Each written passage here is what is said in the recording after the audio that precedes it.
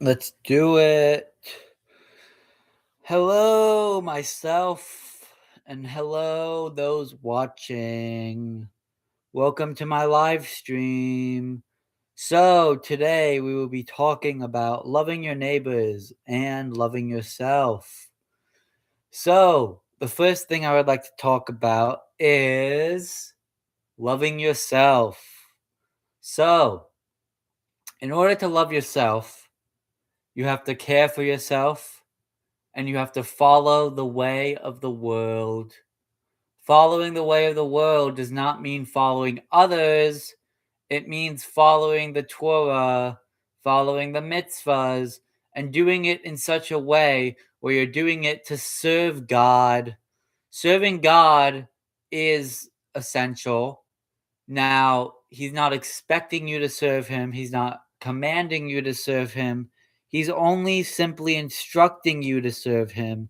So, if you decide not to serve him, it says in the Psalms, he's not going to strike you down. It says in the Psalms again, he will strike you down only if you say, God is not watching me, God forbid you say that. If you say God does not exist, God forbid you say that. He will then pay attention to you and he will understand and see that you are a threat. So, loving yourself implies self care. Now, I asked a very popular rabbi, what does self care mean? Self care means doing the therapy you need to do, doing the exercise you need to do, doing the things you need to do to prolong your day and make yourself feel great and healthy. Eating the proper diet includes self care. Now, I originally thought that things such as going to the mikvah could be considered self care. But no, that is a spiritual need. And spiritual needs take precedent over self caring needs. However, you still need a self care. They say motivation doesn't last, just like showering. You must do it every day or daily in order for you to get the benefits of it. You must do self care daily in order to get the benefits from it. You must tell yourself you're a positive, loving, amazing person in order to get the benefits from it. And you must use other mantras and ways to prolong your day in such a positive manner that you're able to show the positivity and use the positivity to give to others. Giving to others is an essential part of Judaism. It's an essential part of life as well. You can do all the Torah, but if you don't do the mitzvahs, then you're only living half the life that God gave you.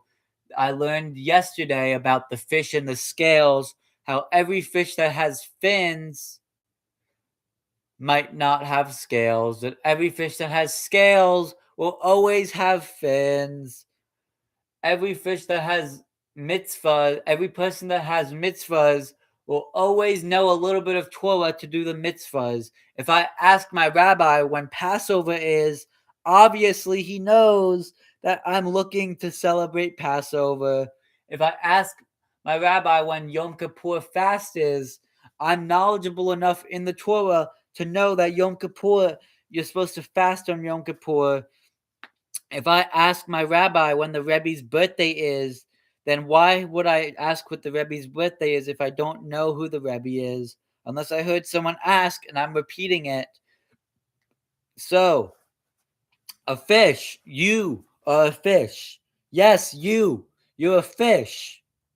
Fishy fish. But are you a fish that has scales? Or are you a fish that doesn't? That's up to you to decide. So, you should love your neighbor. How could you not love your neighbor?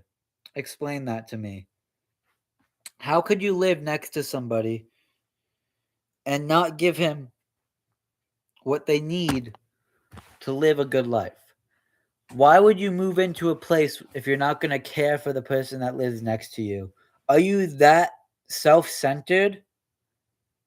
I'm asking a question because I'm not sure what you're going to answer. I'm assuming you're going to answer, no, I'm not self centered because that's the human response. However, why is it that we're so centered on money these days, so centered on manly, worldly desires instead of spiritual desires? Why is it that one person can serve in the military, protect his country, and then never live or never learn to understand the gratefulness of other people? There's a saying that the one thank you get for the good deed is worth all the people's thank yous. There was a time on the 4th of July. Now, I'm a pretty American guy.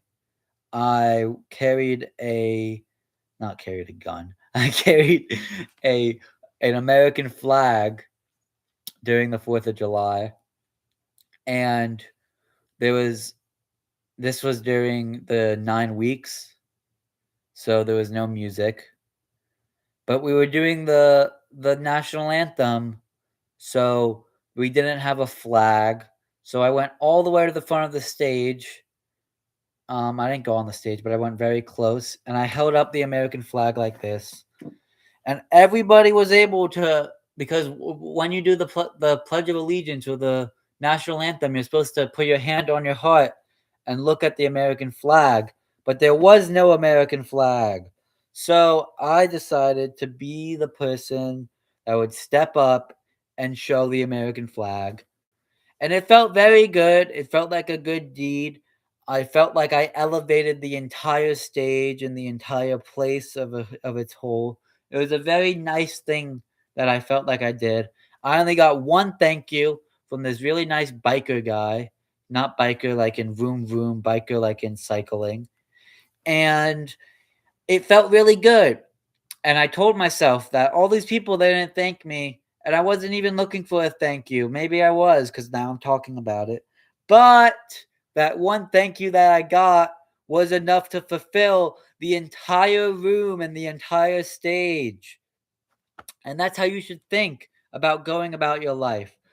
You should not be looking for a thank you, but the one person that acknowledges your good deeds is the one person thanking you for all the deeds that you didn't get thanked for in the past. So I urge you to do an extra deed today. I urge you to do an extra mitzvah today in order to not get that thank you, but in order to tell Hashem how much He loves you, in order to tell Him, not tell Him how much He loves you, in order to thank Hashem and acknowledge how much He loves you. You do deeds for you do the good deeds for all the people. Wow, that is a really good one. Okay, so, loving your neighbor is an essential part of Judaism. I saw there's these Chabad pamphlets. It's really funny. It says love. And people pick it up. They're like, ooh, I want to know how to love. I'm sure if you've been to a Chabad, you see those little tefillin pamphlets. You see the Chabad, the not the Chabad pamphlets, the Shabbat candle pamphlets, the kosher pamphlets. There's a love pamphlet. And in big letters, it says LOVE, obviously. And if you look at the small print, it says "Love your neighbor," and it's really funny. I love it. No pun intended. But people look at it and they look so disappointed that they can't find the meaning of love. But they're finding the most important thing of the Torah: to love your neighbor as yourself. Do unto others as you would do unto yourself. The golden rule. When I was not as spiritually connected as I am now, I used to really watch the show. I probably will still watch the show Fallout. The main character, this really nice girl, lives by the motive or the golden rule, which is do unto others as you would do unto yourself. And this has helped me throughout my life, being able to do small things, small acts. This week's Parsha says that you should focus on mitzvah instead of mitzvahs. There's 613 mitzvahs. But why does it say you should focus on mitzvah? This is because every single mitzvah has the most significance as if it was the only mitzvah in the world. You don't understand how important your mitzvah might be. Your mitzvah might change someone's life. Your mitzvah might help someone grow. Your mitzvah might help someone understand their powerfulness in the world and their spiritual gift that they should never neglect. Wow, this is like something really, really important. And taking a mitzvah and saying, hey, I'd rather do this mitzvah because it's easier than this mitzvah is a not good thing to do. You should treat every mitzvah as the most important mitzvah. I hope Mashiach comes swiftly, and I hope you have a good day. This was a pretty short one. I would like to take a nap. I'm a bit tired. But I just felt the urge to talk about this and the urge to be so impungent. What does impungent mean? Impungent. Entire screen, I guess. I felt like the need to be very impungent. Impungement. Maybe. A legal process. No, that's expungement. Impunge.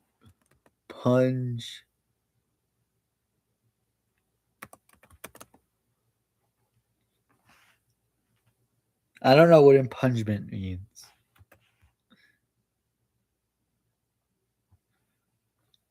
Expungement. I don't know what. I don't know what I was trying to say. I lost my train of thought. But essentially, I don't even think I shared my screen. No, I didn't. So, have a good day. I hope that gave you a laugh at least. But like I said, like I made a mistake. So you should what's the title of this again? Loving your neighbor, why fake it? Why fake it? Why fake that I made a mistake? Why correct it? Yeah, I'm a human and you're a human. We're all humans, God hopefully. God hopefully made us all humans. If you're a fish watching, then I hope that you are the most successful fish of all the fishes. Full circle. Have a good day. Get it?